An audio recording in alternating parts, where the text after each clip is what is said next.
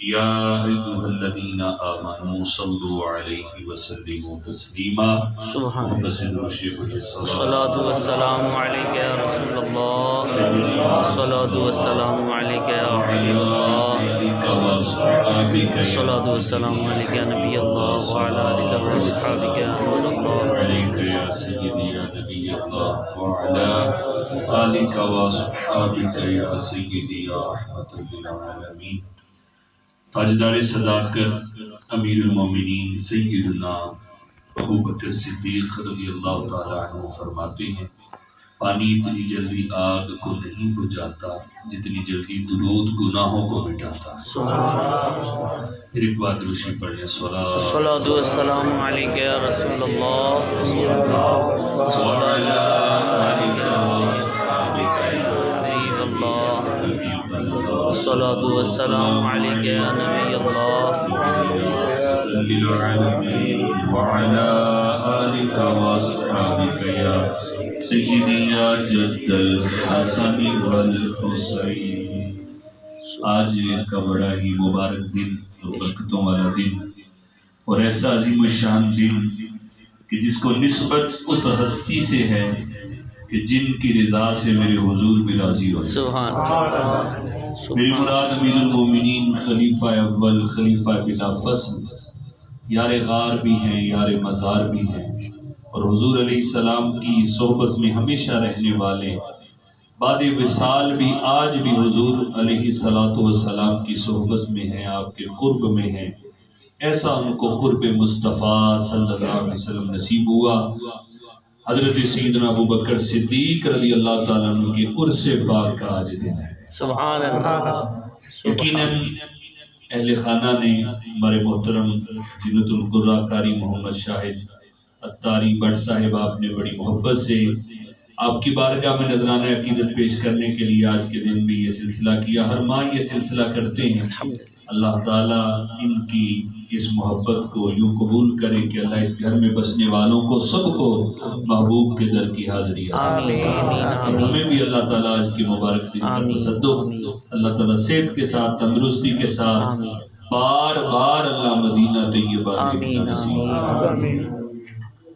ایک دو حدیث سماعت فرمائیں اور برکتیں ہم حاصل کریں اس ہستی کی مناقب کے بارے میں کہ جن کی تعریف کے لیے، تعریف سننے کے لیے نبی پاک علیہ السلام حضرت حسان رضی اللہ تعالیٰ سے فرماتے تھے کہ مجھے میرے یار ابو بکر کی تعریف سنا۔ اللہ اکبر، اللہ، ان کی تعریف سننا، یہ اس کی خواہش کرنا، یعنی یہ تو سنت مصطفیٰ ہے۔ سبحان اللہ۔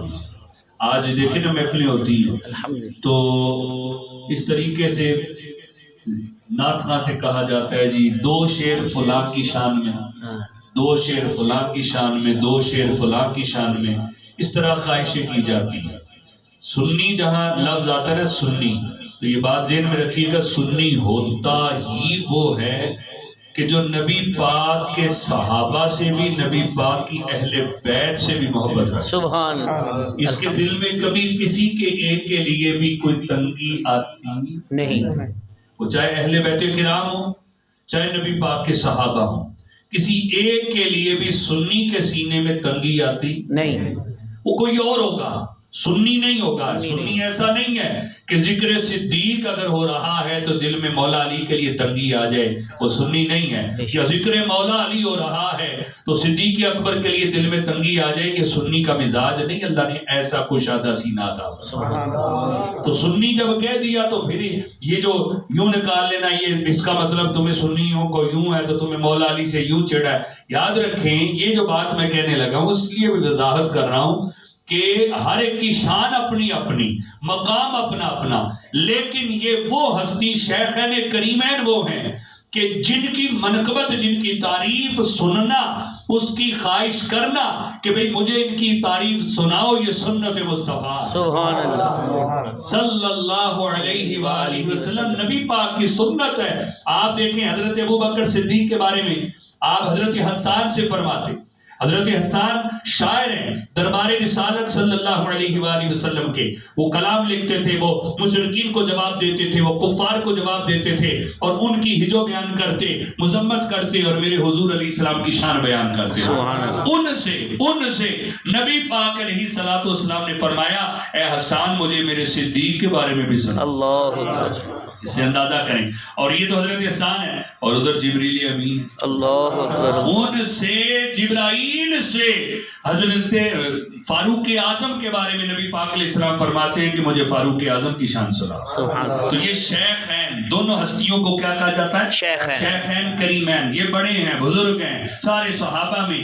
ان کی منقبت سننا، ان کی تعریف سننا، اس کا کہنا، یہ تو سنت مصطفیٰ. سبحان اللہ. اب مجھے بتائیں کوئی ایسی روایت نہیں ملے گی، میں بات پہلے وضاحت کر چکا ہوں، سنی کے دل میں کشادگی ہوتی ہے، لیکن ایسی کوئی خواہش کسی حدیث میں کسی روایت میں یہ نہیں ہوگی کہ اے جبریل مجھے علی کے بارے میں کچھ منقبت سنا، مجھے عثمان کے بارے میں، مجھے طلحہ کے بارے میں، مجھے حضرت زبیر کے بارے میں، فلاں کے بارے میں، صحابہ کے. کہیں روایت ایسی نہیں ہے. یہ جو روایت ہے یہ انہی بزرگوں کے بارے میں. اب ہم اپنی محافل کے اندر دیکھیں کہ سنی کی محفل ہو یار، تو یہ ضرور ہوتا ہے یار کلام پڑھ رہا، نعت پڑھتے پڑھتے بیچ میں اس کو کہتے ہیں 2 شعر مولا علی کی شان میں سنا دو. بھائی اور علی سے محبت تمہارا ایمان ہے، ٹھیک ہے نا. 2 شعر بابا فرید کی شان میں سنا دو، 2 شعر جی ہے وہ سرکار غوث پاک کی شان میں سنا دو، 2 شعر جی ماں کی شان میں. یہ پرچیاں لکھی جاتی. نعت خواہ بھی کہتا ہے بھائی ہمیں سنائیں، مجھے فرمائش آئی ہے میں کلام ختم کرنے لگا ہوں تو 2 شعر مولا علی کی بارگاہ میں. اہل خانہ کی خواہش ہے کبھی یہ بھی خواہش، یہ سنت بھی ادا کریں. حالانکہ وہ سننا کوئی حرج نہیں، ہمارا ایمان اس سے بھی بڑھتا ہے. لیکن جو محبوب علیہ السلام خود چاہتے تھے، خود فرماتے تھے، فرمائش کرتے تھے، کبھی یہ سنت بھی تو نہ ہو انشاءاللہ. اب آپ پیدا مجھے فیصلہ کر کے بتائیں کسی محفل میں آپ نے پرچی ایسی دیکھی ہو، نعت خواہ نے کہا ہو بھائی مجھے پرچی آئی ہے 2 شعر صدیق پاک کی شان میں. کسی محفل میں کوئی منظر دیکھا؟ نہیں سے بولو نا یار. نہیں دیکھا. 2 شعر جی حضرت عمر کی شان میں. نہیں. کیوں نہیں یہاں کے کیوں نہیں، یہ سوال ہے میرا. محبت اپنی جگہ، ایمان اپنی جگہ. ان حضرات کی منقبت سننا یہ تو حضور علیہ السلام کی سنت ہے. سبحان اللہ. اس طرح بھی آئیں حدیث سنیے. آئیے اس نیت سے بیان کر دیتا ہوں. علامہ عارف صاحب نے کہا 1-2 حدیث. تاجدار صداقت سیدنا ابو بکر صدیق رضی اللہ تعالیٰ عنہ، آپ کی عظمت، آپ کی شان کیا کہنے. صرف 2-3 حدیث بس ختم. آپ نا ایک دن جبرائیل علیہ السلام آئے ہوئے تھے نبی پاک علیہ السلام کے پاس. تو حضور علیہ السلام کے پاس بیٹھے ہوئے ہیں، سامنے سے حضرت ابو بکر صدیق گزرے. تو نبی پاک علیہ السلام سے جبرائیل علیہ السلام کہنے لگے آقا یہ صدیق جا